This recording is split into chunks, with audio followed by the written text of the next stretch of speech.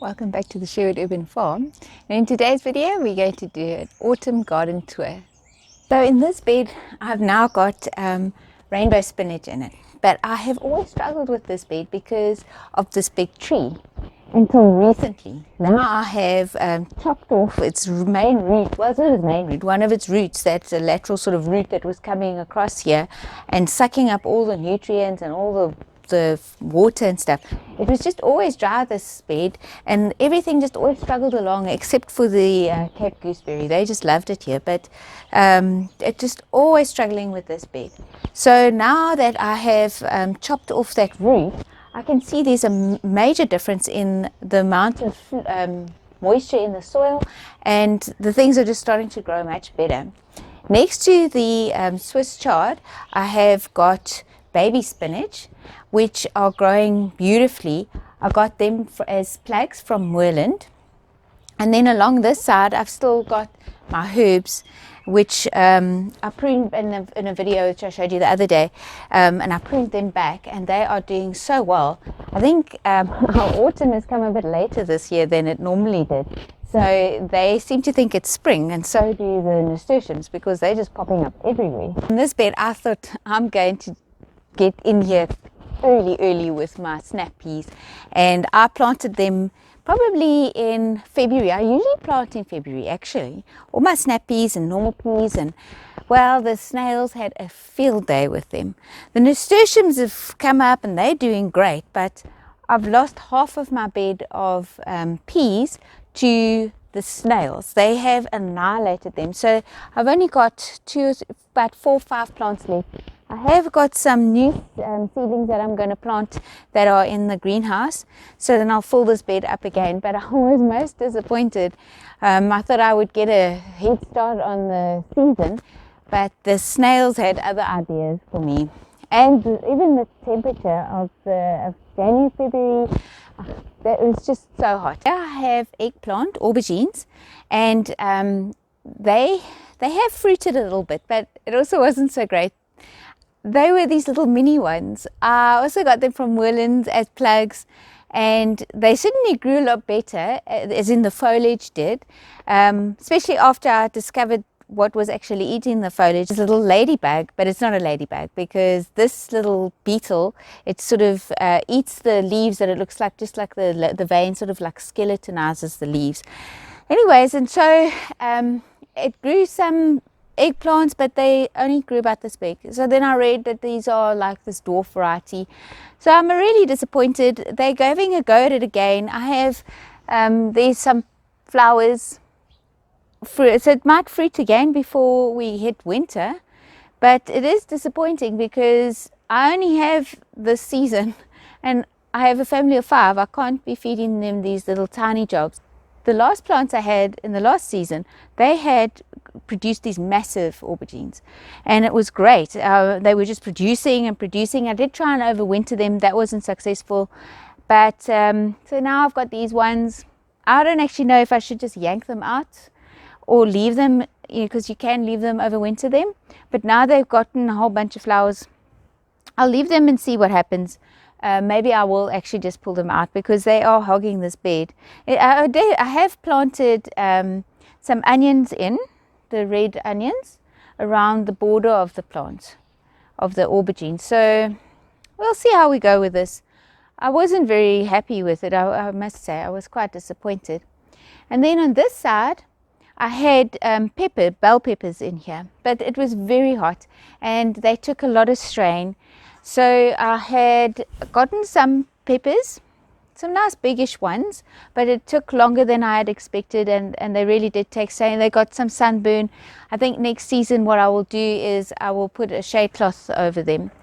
But I pulled those out because that was their second here. And in the meantime, I have now put in some Bok Choy, which I really enjoy that so much more than cabbage, because you can put so many more plants in per square meter, and then you because it's just not taking that much space, and they're not so bitter. Because we don't get really cold here, all the brassicas seem to have a bit of a bitter taste to them. I've heard that if they can get a frost or a nice cold snap, then they will have a sweeter flavor to them. But yeah, not here. We don't really get, well, I don't get any frost at all. So I'm very excited about these Bok Choy. I only planted them in, when did I plant them? Last week, actually. Yeah, and they were plugs. So they still got a ways to go, but super excited. And then in that pot over there, I have some sweet peas, just to bring some sweet smell to the garden. But they take long to grow. I mean, I must have planted those possibly March. I mean, with the end of April. No, we're in May. We're in May already. Oh, man, they're this big. But they're getting along. They're going along. I have in amongst them, there's also some volunteer lettuce, which I'll just leave because I had intercropped the bell peppers with some lettuce as well, and I left them to go to seed. So they are seeding in there. Here under the lemon tree, I have got some of my kale that I normally grow over there, but they do seem to like a little bit of sun and mostly shade. So they're doing really well. They're growing their leaves nice and big, probably because they're looking to expand those little solar panels. And then in between, I have got baby spinach as well. They also seem to like, I mean, it gets a little bit of afternoon sun. So it's not like completely in the shade, but it's sort of a semi-shade area. And then over here are my broccoli. These are the Parthenon variety, I think, because I did sow two different seeds at the same time, and I decided that I would do it quite I think it was even December, and I sowed the seeds, but I'd get them in early so that by now I would be harvesting. So in the other bed, which I'll show you now, I am harvesting, but the harvest is not great. I'm more hopeful for these ones, and these ones they struggled along. I covered them in the heat of the day, but now they seem to be getting a good go at it. There's some snail damage, and I'm continuously fighting with the aphids, but I spray them off with the hose and it's doing all right. And then over here I have beetroot. I planted these in about a month ago, multi-sown. So I usually do about 3 per site, and they are the crimson red variety. And they're doing great. They seem to love being here. In this pot over here is blueberries, but I think they're going to lose. This is my first year with blueberries. I've had previously, but then I killed it. And so now I've put it in this pot. It seems to be doing really well. I've got some lettuce around the base of the plant, and as far as I know, it will lose its leaves over winter, and then I'll give it a little bit of a prune, I think. But I did get some really nice big blueberries. The plant is from Woolworths. My friend gave it to me for my birthday. In fact, I did prune it, and it looks like the buds are already coming out. I think that the poor plants are so confused. I mean, it's hot today. It's probably 25, and it's May. It should be cold. Who knows? Anyway, we'll just roll with the punches, eh? Here's another failed pea bed. It's disappointing. Also, snails. You see, what I did was I put down the grass, and I think in the summer when it was so hot, and I think the problem with that is I brought in a lot of these tiny little snails, and they love to just hang out underneath the grass as a mulch, and then at night they come and they just annihilated my peas. So here again I've got, I mean, here's probably just, there's 2 plants there, 2 there, 2 there. Anyway, I've got in this greenhouse, and I'll just fill it up again. I've got dark opal basil around the edge, and then I've also intercropped with some red onion, and I've also got, all in the same bed, what was the other thing? Oh, I thought I was sowing some carrot seed, but then it wasn't carrots, it was parsley, because the seed packet had broken, and I just put it all together. There was even some radish seeds in it, and I just put it all together in a Ziploc. And then I thought, oh yes, here we go, I'm going to try Kevin from Epic Gardens method of just seeding the whole bed with carrots and radish. And anyways, it wasn't carrots, it was this curly leaf parsley, which is doing amazing here. Very happy indeed. I tried peas here as well, and yes, the snails got them all as well. What I wanted to actually say was, instead of mulching now with the grass, I'm mulching with the rabbits' manure. So every morning when I clear up, when I move the coops, then I scoop up all their manure and then I put it down as a mulch. And I'm hoping that will help with the snail problem. But those that have survived of these are also snappies. They're coming along slowly. I think the cooler temperatures are helping. And then this was actually supposed to be a bed for chilies. And I have got a couple, but they also struggled a lot in the hot weather. I mean, the leaves were yellowing, and now that the weather's gotten cooler, you can see this one plant is doing better. I might actually just keep that one plant. I thought I could make sweet chili sauce with them, but I had visions of copious amounts of chilies, and yeah, anyways, didn't work out, and so it is. But there's one or two per plant. It's fine. I won't let them stay in. I know you can, they're perennial, but I won't. I'll probably yank them out and then just fill in the gaps of peas with the peas that I've got in the greenhouse. And then in the front here, I've got some primula. I think that's what it's called. It was a little flowering thing, very pretty. It prefers cooler weather, so I'm excited to bring in some color into the garden, along with the beautiful petunias that I've got over here as well. And then if you have a closer look here, there's a whackload of volunteer lettuce that have come up in the pot as well. I'll transplant them somewhere later on. This is the bed where I sowed the garlic, and as you can see, there's no garlic. I watched another video from Living Seeds, and it turns out that you have to wait for the soil temperature to drop and then you plant your garlic. So I was so concerned that I was going to miss the season, and I planted them probably in February. We had that hot spell and they never came up. I have dug a bit, and at one point I found that they hadn't rotted away yet, but then again now last week I had a scratch around and I can't find them. They probably rotted away, something ate them. I'm quite disappointed, but it's a learning curve. Next year I will wait a bit longer. I think we can do garlic from February until May.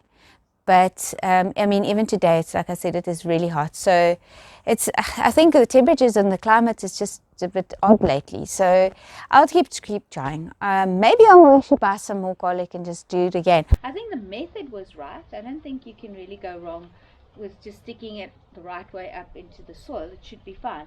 But the guy from Living Seeds, he seemed to be of the opinion, and I mean, they sell the stuff. You know, it's really dependent on soil temperatures. Garlic does not like hot weather. So that was a problem. In the meantime, I have still got a baby marrow plant here. It's struggling along. I don't know. I've tried this stalking method, which I saw some people doing, instead of it just lying on the ground. But I also was very late in the season when I sowed the seeds. So I suppose that didn't help. And then my border of thyme is doing great. I must just prune it a bit because it is sort of encroaching into the bed and leaving me with very little planting space. My bananas are just doing great. I had them last year. I still had them in pots. There's that one here, and then this one. I bought them for 12 Rand each. They're Williams bananas, the day before lockdown. On the little label it said that they can go into pots and they will fruit in 10 months. Well, anyways, it's been 2 years. And here they are, but I think I might actually get bananas this year. And this plant is just doing fantastic here. And then I'll show you quickly, if you're wondering what my buckets are. I'm having a go at the potatoes again. I'm going to keep having a go at the potatoes until I get it right. A lot of people who are on my gardening group that I'm on a gardening group that I'm on, they're also struggling along with potatoes in our area. Maybe it's not really potato growing, it's not a potato growing environment, but I'm going to keep trying. I'm very hopeful for this this method. I mean, I put about this much compost and then I filled it up with straw. And yeah, there they are, they're coming up. And I think maybe they will even be able to overwinter because the buckets are going to get hot with the sun being black. Well, that one isn't black, but I'll keep you posted on that. Hopefully I'll be harvesting some potatoes in winter. This is my broccoli bed, and I have got a couple of broccoli heads. I made the mistake with buying seed of the green sprouting broccoli, and it doesn't make a nice big head. So the taller ones are the green sprouting broccoli. I don't know if you can see the size. Anyways, it's probably about this size, maybe like 10-15 centimeters across. And then I have the Parthenon, which is like a calabrese, I think.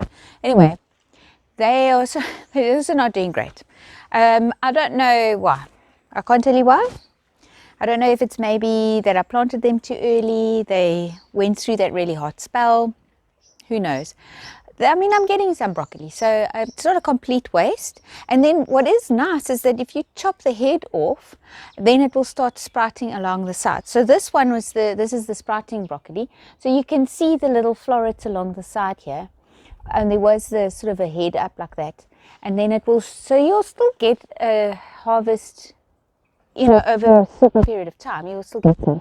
And then eventually I'll just pull it out and put something else in.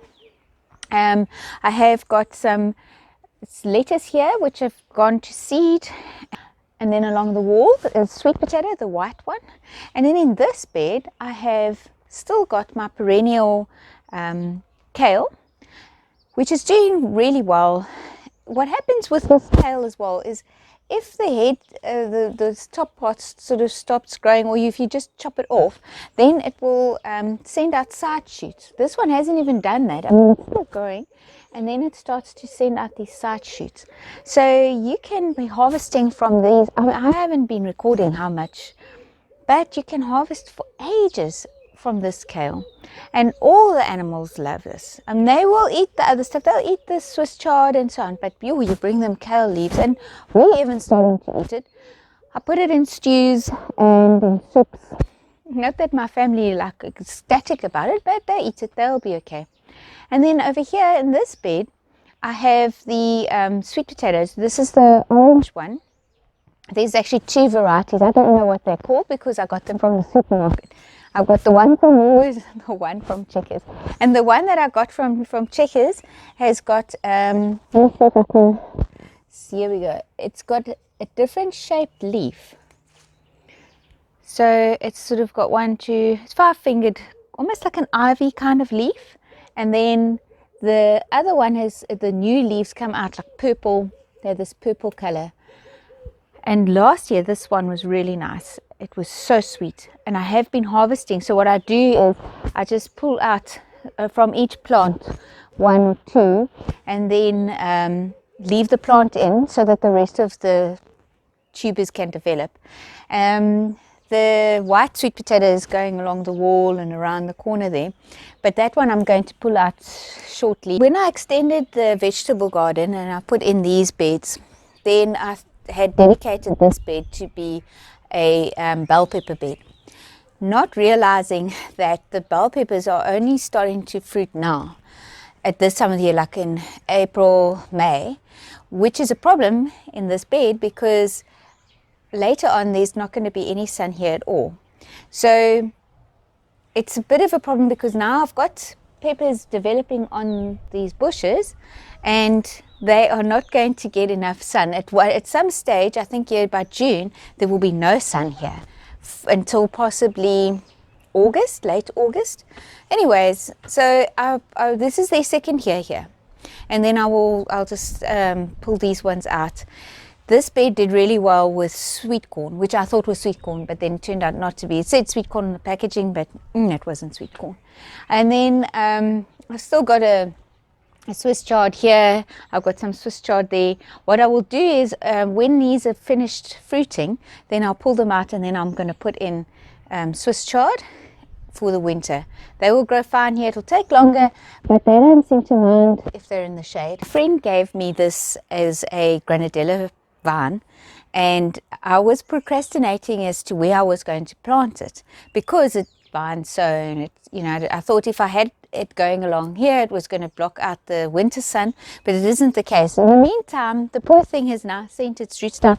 There it is, it's in that container. It sent its roots down and it has just gone crazy. It's not even a year old, this plant. It's amazing.